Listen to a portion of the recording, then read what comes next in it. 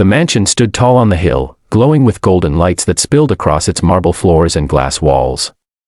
To the world, it was the perfect home of the perfect millionaire, Adrian Blake, a man known for his power, influence, and unmatched success.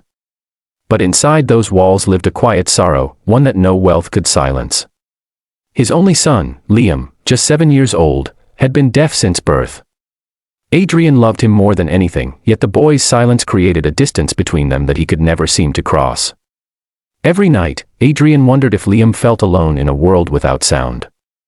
And every morning, he tried to make up for it by giving him the best of everything, except the one thing the boy needed most, time. When the new nanny, Emily Carter, arrived at the mansion, she carried with her a gentle smile and a heart full of patience.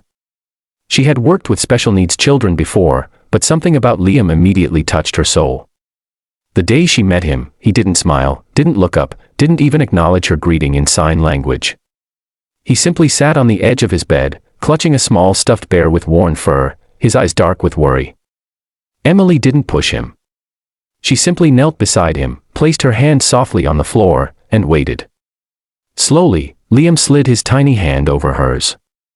That small gesture was enough to tell her everything. This child was afraid, lonely, and desperate for someone to understand him. Days passed, and Emily began noticing something strange.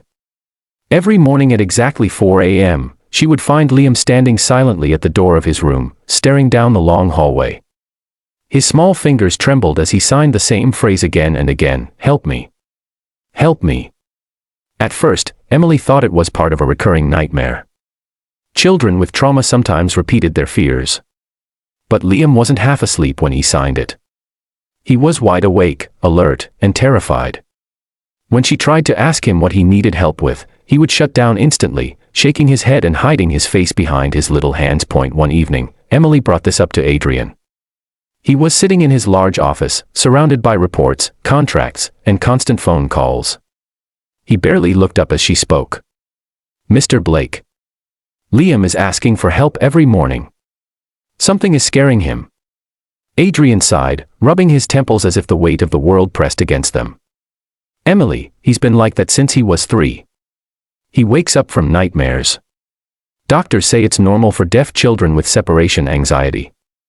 His tone was confident, but his eyes betrayed uncertainty.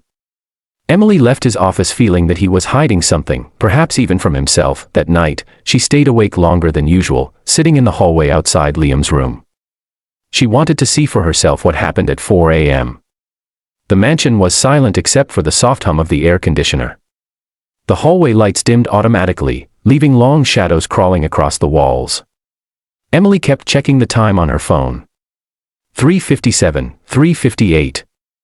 3:59. The house remained still. Then, right at 4 a.m., Liam's door slowly creaked open. The little boy stepped out barefoot, holding his teddy bear tightly against his chest. His face was pale, his eyes full of fear. He didn't see Emily at first. He simply lifted his shaking hands and signed again, "Help me." His lips trembled, though no sound came out. Emily rose to her feet and gently touched his shoulder. Liam jumped in fear, staring at the dark end of the hallway as if expecting something, or someone, to appear there. Emily signed softly, "What scares you?" But Liam pressed his face into her chest and refused to look up. Suddenly, a cold draft brushed past them, though the air in the mansion was still and warm. A door further down the hall creaked, though no one else lived on that floor. Emily felt a shiver crawl up her spine. She picked Liam up quickly and took him back to his room, locking the door behind them. The boy did not sleep beside her. He hid under his blanket, gripping her hand so tightly that his small fingers turned white. By sunrise, Emily knew something was terribly wrong in this mansion. Liam wasn't imagining things. He wasn't dreaming. He was witnessing something that he couldn't explain, and couldn't escape. As she watched the boy finally drift into a restless sleep, she made a silent promise: she would not leave him alone, she would not ignore his silent pleas, and she would uncover the truth, no matter how terrifying it might be.